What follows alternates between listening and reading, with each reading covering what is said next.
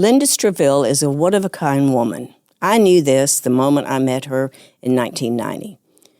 She was the president of the Cancer Fighters of Houston and wanted to help us open a second center inside the Loop. I was so impressed with her take-charge attitude and her confidence when she spoke to some of the richest people in Houston, but most of all, I loved her feistiness.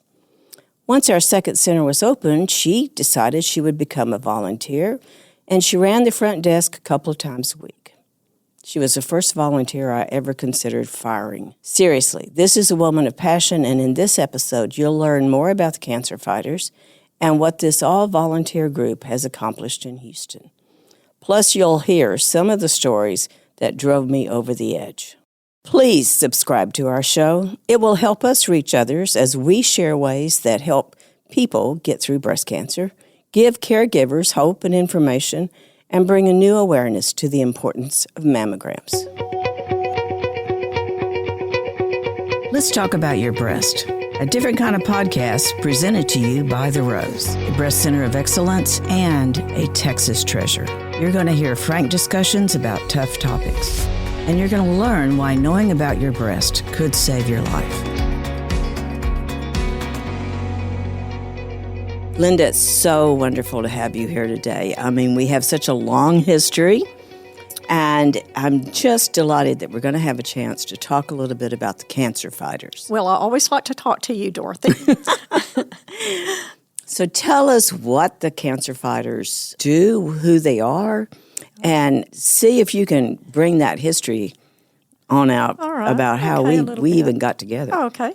Well, the Cancer Fighters are a group of incredibly dedicated volunteers, and they raise money for, it's seed money really, for cancer research, maybe for doctors who haven't received a grant from the NIH yet, but they have some very promising research going for them. And so we'll interview them, and we have information on them, and a decision is made to whom we're going to work for the year to raise monies. We had all kinds of events just all over town at people's beautiful homes, out at River Oaks Country Club, at nightclubs, all over to raise the money. And we had teas. I don't know if people still have teas, but we did. We had teas, yeah. And they were really nice, you know. So when did you first find out about the Rose? Let's see, I found out about the Rose from, I believe, a talk that you had given. You had come to speak to us because we had educational speakers at some of our meetings, and we had monthly meetings.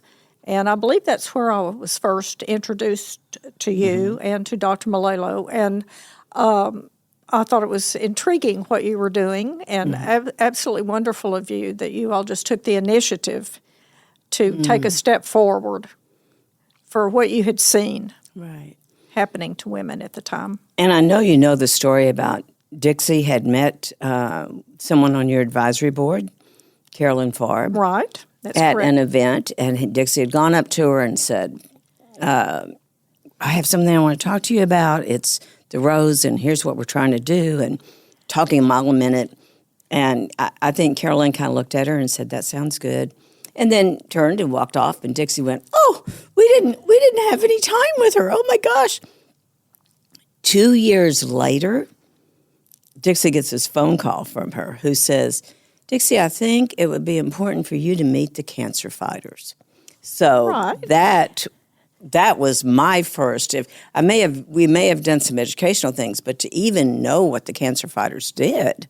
So what do you remember about that time? Well, I do remember meeting y'all, and that you that's my first really introduction. And also, I remember how Carolyn did bring us together, and also Dr. D. Jane Taylor, who used to be with the Stella Link Foundation for Cancer Research. Yes. And actually, she and Carolyn actually kind of got together to pull the Cancer Fighters into your world, so to speak. Right. And Joan Gordon. Joan Gordon was one of the founding members of Cancer Fighters, I believe, back in the 80s, 1980. And there were like two groups of women. There was the Joan Gordon group of women, and then I was in the next group, and we melded together to start raising money, and everyone had such good ideas. We never failed to come forward if someone needed something. And I remember we were so dedicated to the Rose. We really were. Mm-hmm. And I remember, of course, when you moved to Stella Link. And well, now wait a minute. Okay, Y'all made that possible. Yes. Let's be real clear. We needed a location in town, and the cancer fighters had come to us. They said, we normally support research, but we have this gift from a will that wants us to do some type of service project. Yeah, that was Joan Gordon's, yes. Mm-hmm. And then you came along and said, well, we need to do something more, and we can raise a lot more money, which you did at that wonderful home. And it was, what a magnificent event. Yeah. And, it was so much fun when we started at Stella Link, running around to get everything that it was empty. I mean, it was empty in a strip center. And I remember I got new neighbors. I lived out in the FM 1960 area, and my neighbor across the street had just bought the house. It was brand new. And she was going to change out the carpet. And I went over there and I said, can we have your carpet? And we took the carpet over and carpeted the Rose. And it was kind of a pale pink, Mm-hmm. And then we got chairs. And then I remember I called J.C. Penney and hounded them. Right. And so J.C. Penney donated the drapes that we had in the Rose. And we had a party that day and hemmed them because they were a little too long. Long, yeah. Yes. And then I believe y'all collected some of the furniture, and we collected some. We collected the chairs. I remember that. And it was really a hands-on. Very much so. Yeah, yes. Very much. And in fact, it was so hands-on that we had no volunteers. The cancer fighters themselves, including you, Linda, came and volunteered. Now, if ever there was a group of volunteers, it was the cancer fighters. You had no control over them.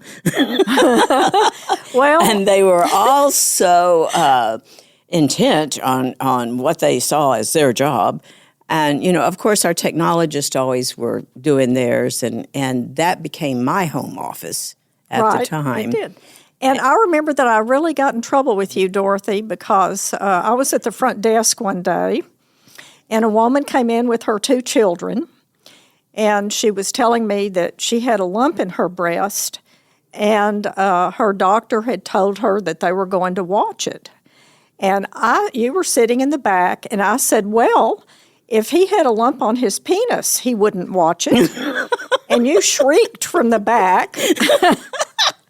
And I was removed from the front desk. Yes, you were. We found another job for you right away. That was so bad. I never knew what was going to come out of your mouth. I know. Well. Keep in mind, y'all, she was the president of the cancer fighters at that time. Here's the person who had made it possible for us to have this second center. And I kind of had to walk around on eggs just because. But it was okay because really I was a fundraiser. So you were a fundraiser. I kind of got moved over to where we found a better job a little better expertise there than my front desk customer service. Oh, my gosh. Oh. We had some good times there. And we stayed there 5 years. Mm-hmm. And from there we moved for another 5 years on to Bissonnet. And I cannot ever thank the cancer fighters enough because our main location is so outside the loop that we really never had good bus service out here. Mm-hmm. And being inside the loop meant that so many more women could come to us who relied on the bus lines. I mean, that's just the way it was, I think about some of the people who helped us, and offered their homes to raise money. And one person who really comes to my mind was Patsy Meekum. Oh, yes. The most beautiful home in River Oaks. It was so beautiful.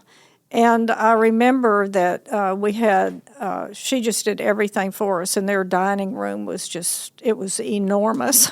Yes. And I believe that all of this sounds a little funny, but I mean, it was gorgeous. All of the stained glass, the paneling and everything in that room, I believe, came from a French whorehouse. Yes, Really? Yes, it did. I didn't know yes, that. Yes, it did.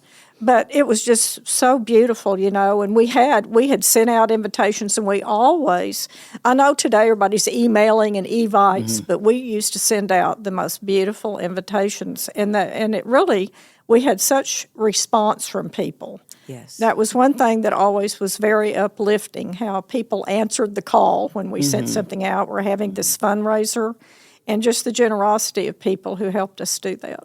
Of course, and most folks never knew that you addressed them in your calligraphy. Beautiful, beautiful handwriting. Who would not open those invitations? I mean, Well, thank you. come on. Oh, it was just gorgeous. And I guess if I were honest, here I was thrown into a world of very gracious, very wealthy women who knew a whole nother world than I did. And I learned so much during that time. I mean, you really, whether you know it or not, took me under your wing and said, now, Dorothy, you need to do this, or you need to do that, or it's okay to do this. Because honestly, I that wasn't a world or a place that I was familiar with at all. Yeah. Well, it was, I don't exactly remember how I made all my connections, but I was in other organizations too, because I did live out in the FM 1960 area, and most of these people who were helping us, were, like you said, they were in the inner loop that helped us. So, and I can't even begin to think of all the women that we were able to serve just simply because of that second center. And the cancer fighters continued to be supporters of us. Even to today, they are still supporting us in a different way, but certainly they're still a part of our lives. Well, I have to mention one person, Sandy Schmelzer Gomel. Yes. Sandy and I were like the Bobbsey twins or something. I mean, we just were in lockstep with so many things. We kind of took turns being president at one time, but we were so in tune with each other. It was absolutely wonderful. We knew what the other was thinking, and we really got so much out of what we did. And you chaired different events together. Yes, we did, and we just did everything She was together. a great, great supporter. Yes. Yes. We're still good friends. Yeah. Oh. Wonderful. Yeah.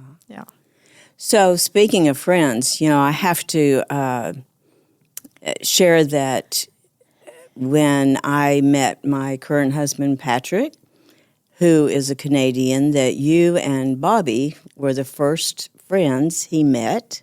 And I remember I had built you up to such a level. Bobby was a lawyer. He was an attorney with this big company. And here's Linda. She is the president of the Cancer Fighters. And he'd heard about him.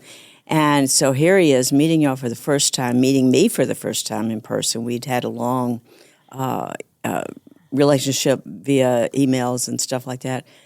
And Bobby said, oh, my gosh. He came out of the little beach house in his shorts and his T-shirt, and Bobby and Patrick goes, "This is the lawyer? This is a corporate lawyer?" And Bobby says, "I think I'm enabling you, Dorothy, because y'all were the ones that said, yes, you two need to be together, and you opened your home to us, and Bobby became the best man at our wedding. We were very lucky to be able to be with the men we loved the most. Yeah. Well, it was a fairy tale wedding, and I thought it was a fairy tale. Oh, it definitely was. But I will never forget when Bobby read. He's supposed to do the toast, the first toast, and I was going, okay. And he read Winnie the Pooh. No. I went, what? Winnie the Pooh. I mean, and it was about, we've been on this river and we're going to take our time. And it was beautiful. But who in the world but Bobby would have picked that as a toast to 54-year-olds who are getting married? I mean, come on. Oh, my gosh. I didn't even, that was a surprise to me. Oh, It was a surprise to me. But, it was a beautiful passage. And, in fact, I brought you a copy of the full quote today. Oh, and, thank you. About the river knows that it will get there someday, when it was We're in no older, and it hurry. talked about the little streams that were just running this way and that way because they hadn't gotten there yet. Yes. So it was very appropriate. So you've had so many experiences with illness, close friends, Bobby. Mm-hmm. How have you handled that over these years? Well, for how I was attracted to cancer fighters in the first place was my father-in-law, my husband's dad, of course, died of colon cancer. And this is a warning to everyone. When I got my first colonoscopy at the age you're supposed to get it, I said to my husband, your dad died of colon cancer and you need to come too and get this test. And so he was very busy, and he was traveling all over the United States at the time. And he said, Linda, I just can't do it right now. I can't do it right now. So we're still living in Houston then.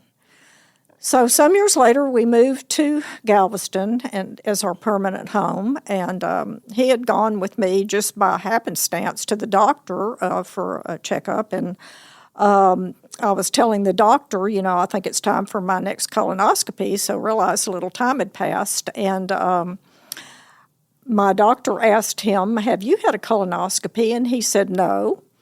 And so she said, well, you're going to get one too. And, well, when he got it, when I saw the films, I knew that he wasn't going to make it because he was bottom of stage 3, top of stage 4 when that happened.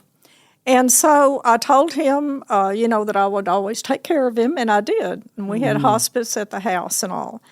But I saw some wonderful things when my husband was very ill. Sometimes people won't touch somebody who's really ill. And I remember one particular friend of mine, Joan, who walked right over to him and took his hand and talked to him, and it just warmed my heart, really. And we also had friends. My husband died 12 years ago in May. And I remember in April, his birthday was in April, and some friends came and they brought a birthday cake and balloons and all that. He was quite ill, but he loved it, Oh, yeah. And we did not let it stop us, if you know what I mean. I had friends over, and I couldn't really dress Bobby like he couldn't be moved. So I had my son send some really funny T-shirts. And every day when we got him ready, we pulled up, got the sheet up, and I laid out a fresh iron pair of shorts, Bermuda shorts, and I laid a T-shirt on top of him. Oh. So he was always so darling, really nice looking, and so he just looked so cute every day. He was dressed in bed. Oh, such good memories, even though sad. Yeah. And my sister came. My sister just loved him, and my sister came and helped us. But I promised him I would not leave him, and I didn't. And it's very important, when you love somebody. And I remember us talking and saying that neither one of us were afraid of dying, but we were really afraid of being separated from each other. We had been married 45 years at that time, so yeah. I think I've helped a lot of people since then about grief and how to handle that and what to do afterward, because it's a difficult time. It's very difficult. So, Linda, you're now back into another type of life-saving profession, and I have no idea how in the world you ever got involved with the police department. I worried when you first told me that. I thought, oh my gosh, Linda is at the Galveston Police Department, no telling what she's saying to people coming in. Right, now I have a gun and a CHL. Oh my gosh. What can you say? Well, I was in a neighborhood organization in Galveston, and I wanted to do a neighborhood map. I'd become the president, and I couldn't find anyone to help me do a map. When I say a neighborhood map, one that had neighborhood associations. So a friend of mine said, well, the best people to go to are going to be the police department, because they really know the city. So I said, well, okay. So I called the police department, and I went up and I met two very nice officers, and they helped me get this map produced. So another friend of mine said, Linda, the police department has a Citizens Police Academy. And I said, well, I don't know about this. I mean, I never had too much contact with police. So I went ahead and went. It was a 12-week class, and I just thought it was absolutely wonderful. And I met an officer who now is a captain. He had just become a sergeant and was starting to lead the Citizens Police Academies. And I met him at the Alumni Association meeting. And we are still such good friends, and we work close to each other at the office. But we started out with maybe 12 to 15 members, and 2 years later we had 200. Oh. We really just, it's one of those collaborations like I had with Sandy, where you just click with somebody. It's absolutely wonderful. And he taught me so much about community outreach. He truly did, Captain Destin Sims. And anyway, so I volunteered practically full-time for 10 years at the police station. So our chief now, Chief Doug Bally, was the interim chief, and he was named, he was the assistant chief, and he was named the interim chief. And I was walking across the patrol room floor, and he walked up to me, and he said, "Linda, I want you to go upstairs with me." And I said, "Well, Chief, do you know how old I am?" And he said, "Yes, but come upstairs anyway." So I went upstairs with him, and there I am. So he's the chief, and I'm the chief's senior administrative assistant. Oh, my goodness. And, through all of my actions here in Houston, with cancer fighters, meeting so many different people, different types of people, and the different crises that they were going through, in cancer. When I went upstairs in the chief's office, I said, "You know what this is? It's customer service up here." That's how I look at my job there. And sometimes, people call and they're really in a crisis, and it's my job to find the right person in the office for them to talk to, because most people who call the chief's office are not calling to chat. They have a problem, or they don't know who to go to. So, but I really enjoy my job, and our chief is so fantastic. I sent you a video just a few weeks ago. There are a group of men in Galveston, and they participate in Bra Dazzle. They raise a lot of money for breast cancer research, breast cancer. And so the chief, so I don't know how they do this, but somebody makes bras for them. They're a little larger than ours. Yes. And so our chief is a community supporter, okay? So this is his third year that he's been in Bra Dazzle. And when we talk about in Bra Dazzle, he's on the runway. He's on the runway. All these men go down the runway, but he sent me a video of him, and the curtains come open, and out he comes, and he rips his shirt off, and he has on a T-shirt and a bra with strawberries on it, and he dances down the runway, swinging his shirt. And when he gets to the end of the runway, women came up and were putting money in his waistband. So I said, goodness. But he's done this for 3 years, and he really enjoys it. Do you know? Oh, yeah. And he's so supportive of breast cancer. You had one of our sergeants Sergeant Stacy Papillon, here for a podcast, and she has gone through breast cancer twice, and the second time her mother had it also. Right. So everyone in our station was very supportive of her, and that's one thing that I have to say for Galveston Police Department. I could say many things, but when someone is not well, everyone is there for that person, everyone. And Chief was so supportive of her, and he's really a very fine person. Oh, you can tell that. Yes, he has. Now, were they always supportive of breast cancer? Did you bring that in, or what? No, I think that's just something that we have there. And right now we have little pink ribbons, and that we have a chaplain, a full-time chaplain, which is really wonderful department. Also some volunteer chaplains. And she's got a big basket in her office full of the pink, and I went and got one this last week to put on my name tag. Right. Yeah. So they understand. Yeah, they really do understand about it. And, of course, I got a little time off today to come to do this podcast. Well, I know. I thought, Linda, and you're saying, I don't know if I can get off work. I'm going, huh? But your chief is great. yeah. And I will tell you, Sergeant Paps just kept talking about her brothers and sisters in blue and how much they had carried her through this. So much.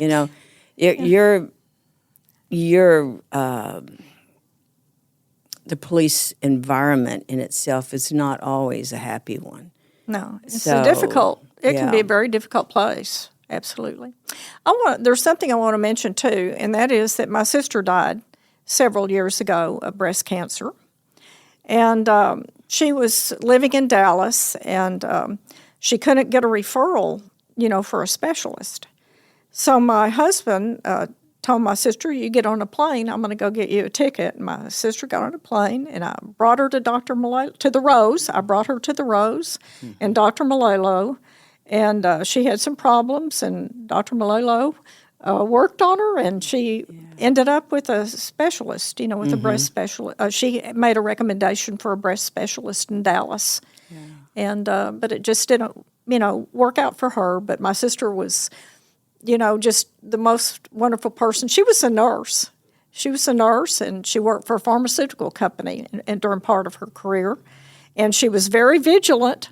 But sometimes things happen. It happens, and it happens. And we all, I went every weekend to see her in Dallas, and I think we having gone through the situation with my husband, I think my sister and I just brought us really close, and we just kind of knew how to handle things, to talk things out and say what, tell us what you need, Biddy. It's important for us to keep you comfortable, Right. Well, Linda, you had such an experience, one after another. Yeah, that have led you to this place. Yes. So what is it you wish for your grandchild? Oh, yes. Well, my grandchild, interesting, my husband and I did not have our son until we'd been married 10 years. And then my son and his wife, I believe, had Gavin at 9 years. So I only have a 10-year-old grandson. Right. And for anyone listening to this podcast, I'm 80. and I just wish for him to enjoy his life, and make the most of it, and find a path where he really enjoys what he does, when he works. I think every job that I have had, I have never thought I worked a day in my life. I love my job so much, I don't know if you remember, but for 17 years, I was Director of Operations for the Houston Convention and Visitors Bureau, And I actually learned a lot about customer service there, too. Yeah. And I just think I've been so fortunate in my life for the people mostly, what makes a good work environment or the people that you work with. And that's been I've been blessed with that, the people that I work with.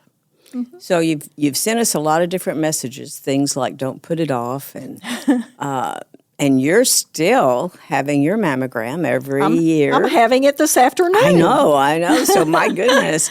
So that's a testimony in itself. You've always taken care of yourself and said, I'm going to do what I need to do. Right.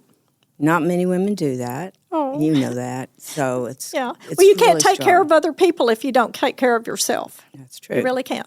Yeah. Oh, Linda, this has been such fun. Yeah. All the things that we did. It's so much fun to go back and remember and have a chance to thank you publicly in ways that I know I never did. Because you were such an influence on me, on the Rose. Well, it was my pleasure. Thank you. Thank you for being with us. Thank you for joining us today on Let's Talk About Your Breasts. This podcast is produced by Speak Podcasting and brought to you by The Rose. Visit therose.org to learn more about our organization. Subscribe to our podcast, share episodes with friends, and join the conversation on social media using hashtag Let's Talk About Your Breasts. We welcome your feedback and suggestions. Consider supporting The Rose. Your gift can make the difference to a person in need. And remember, self-care is not selfish, it's essential.